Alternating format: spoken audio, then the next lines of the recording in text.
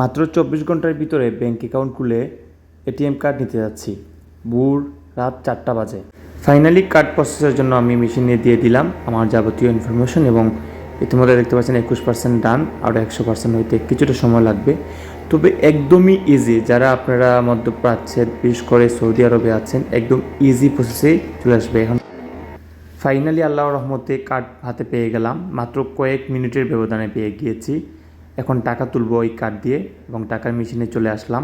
যেহেতু নতুন অবস্থা টাকা তুলবো, হয়তো কিছু ইনফরমেশন বেশি দেওয়া লাগতে পারে এবং দেখতে পাচ্ছেন এখানে আমার পাসওয়ার্ড চাচ্ছে, আমার কার্ডের ডিটেলস চাচ্ছে, কত টাকা তুলবো সেটা লেখা আছে এখানে। আসলে আপনি চাইলে 50 রিয়ালও তুলতে পারবেন, তো আমি সিলেক্ট করে দিলাম আমি 100 রিয়াল তুলবো। আপাতত আমার টাকার প্রয়োজন নেই। এদেশে 100 রিয়ালও অনেক, বাংলাদেশে প্রায় 3,3200 টাকার মতো। আসলে অনেক সময় রেট উঠানামা করে, কিছু থাকে, সব সময় না। তো আমি আসলে আমার সাবমিট করছি আমার তথ্যগুলো এবং ইতিমধ্যে টাকাও দিয়ে দিচ্ছে আমাকে। আমরা কি সহজে টাকা তুললাম আপনারা দেখলেন। আমরা দুই ভাই আসছিলাম, আইসা টাকা তুললাম এবং একদম ইজি।